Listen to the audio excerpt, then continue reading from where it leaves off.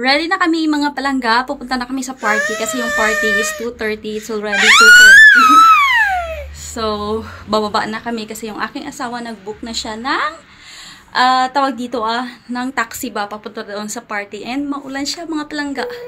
Pero wala makapagpigil. Napupunta kami sa my party. At nilagay ko lang yung Inday dito sa harapan kasi hindi kami magdadala ng stroller. Kasi nga di ba wala yung aming tatay, so ganyan yung mommy.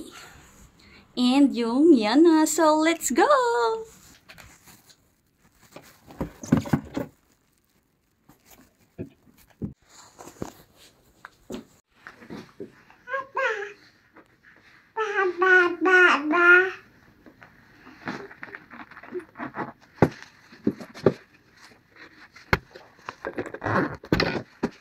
OOTD ng Inday, mga palangga. Of course, nag-boots tayo kasi nga maulan sa labas.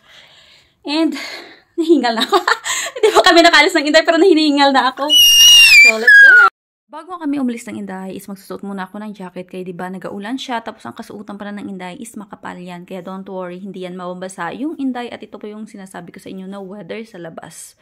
O diba, maulan siya. At malayo pala yung pupuntahan naming place ba. Doon siya sa kabila, which is malapit siya sa aming bahay.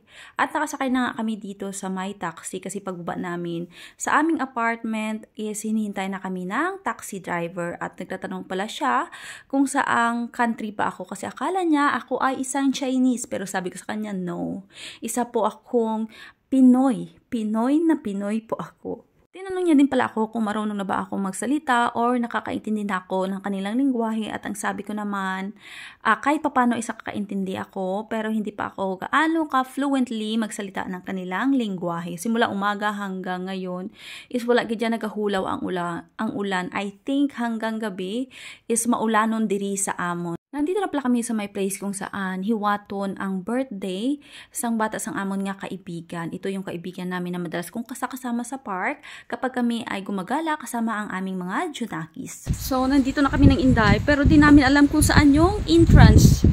Hi! Chapa!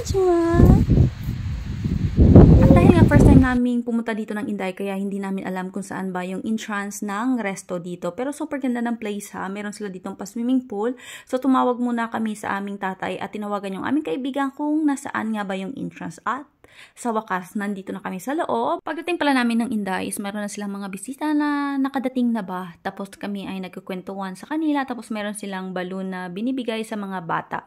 At ako naman is nag-order ng lemonade. Tapos ito na yung kanilang pagkain na in-order. O diba, itsura pa lang, napakasarap na and true.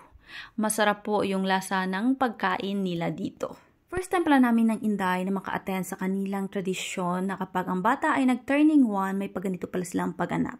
Meron silang pa-box, which is nilagyan nila dyan ng mga things just like susi ng sasakyan, pera, at iba pa. Tapos kukuha ng 3 na piraso yung bata sa my box. Then after is gugupitan ng ninang yung buhok ng bata, pero konti lamang, tapos i-save nila yan. Tapos yung humahawak pala dyan sa bata is yung ninang at ninong. Yung nanay tsaka yung tatay is nasa gilid lang. Hindi ko na pala pinatapos pa yung party kasi nga umiiyak na yung aking anak at pagod na siya. So tumawag na kami sa aming tatay na umorder na siya ng taxi at nandito na kami nakasakay sa taxi. O kita nyo diba? Nagaulan man siya gihapon at nakadating na nga kami dito sa aming bahay. Pero yung Inday is natutulog na siya. Grabe kidang iya nga kakapoy sa my party. Pero pagdating naman namin dito sa my room, o tingnan nyo naman, charan! Biglang nagising ang Inday. Alam niyo na talaga na kami ay nandito na sa my bahay at patawa-tawa pa dyan yung aming Inday. At talaga namang nag-enjoy siya doon sa my party. Maraming salamat pala sa aming mabait na kaibigan kasi in-invite niya kami sa birthday ng kanyang anak.